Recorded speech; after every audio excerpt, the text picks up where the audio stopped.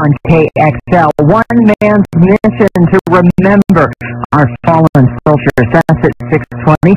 3 minutes here on KXL. And then joining us at 6:20 is a man who travels the Northwest attending the funerals of fallen soldiers. There. You're listening to KXL. The time is 6:20. It's a number that flashes up on the screen on the TV news every single day, the number of U.S. soldiers killed in the war in Iraq and Afghanistan. But it is important to remember that the number represents a human being who gave his or her life. Joining us now is someone who knows all about the people behind that number. His name is Q. With camera in hand, he's attended just about every funeral of soldiers in the Northwest in the last 4 years. He joins us now on KXL. Some people would say a funeral is a funeral, but in this case, they're really not, are they? There's something different here.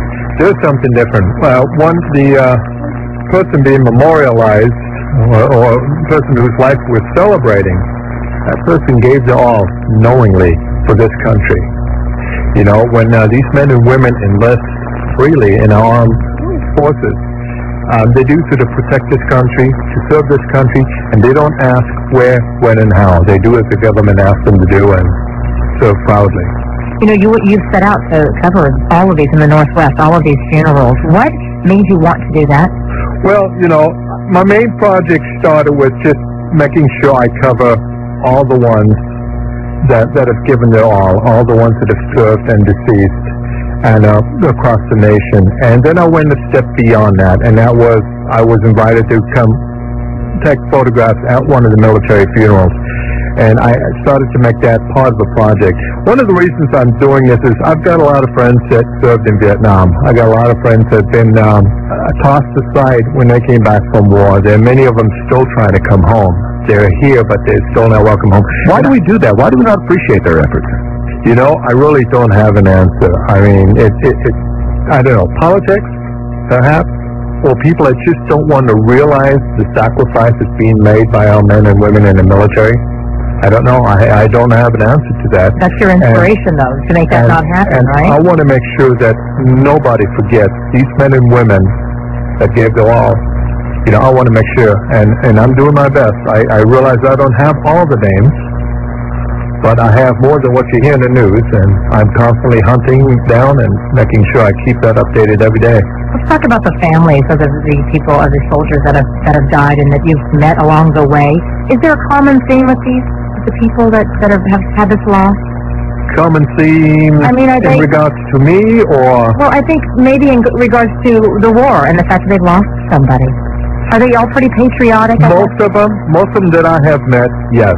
They're definitely behind their son or daughter, and most of them, many that I have expressed have expressed their dismay toward media and other people that want to try and report something negative of this happening. So yeah, most of them are definitely for it. Do you ever see or see any controversy at any of these funerals? Do people show up who might be unwanted, or for the most? Yeah, there are those. There's like that group that calls themselves the Church from Topeka, Kansas. It's a very hateful little group. I've run into them personally, 8-9 times now. What was that like? Well, let me give you an experience in September in 2005 in Yakima. They showed up there. They had a permit to stand right in front of the church, while all the supporters had to be across the street. I was angry. I get depressed going to these funerals as it is. It gets very hard. But that day I was kind of both. I was very angry, and I really wanted to go over and just express myself to one of these people. It's a disgrace. They just make me sick. If they want to teach me to follow God or whatever, they're a definite turnoff.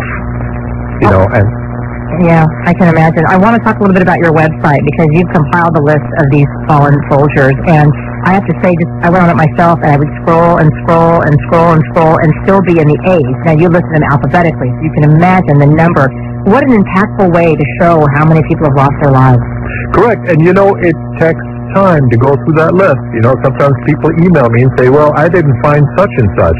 Well, take another look on that list. It is a pretty massive list. IraqWarHeroes.org.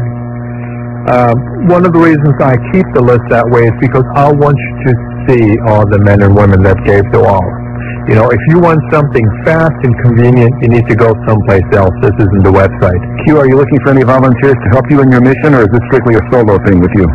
Well, as far as working on the website itself, it's pretty much a solo thing. Otherwise, I have to give out too much information, and when you get too many people involved that start grabbing at your site, things disappear. I'm always looking for help. I'm always got fuel expenses, website expenses, and things like that. So Tell us how many miles you traveled. I have traveled just for the Iraq War Heroes project. I've now traveled over 40,440 miles. That's over 740 hours just driving time alone. We want to acknowledge you right here for that. That's devotion and service. The families appreciate it. The family really appreciate it. Nobody thinks about things like that at the time of grief, you know, about having pictures taken. But the families really appreciate it. A man so powerful, we know him only as a letter, Q. Thank you, Q, for joining us today on Thank Memorial you. Day. Time now 6:25.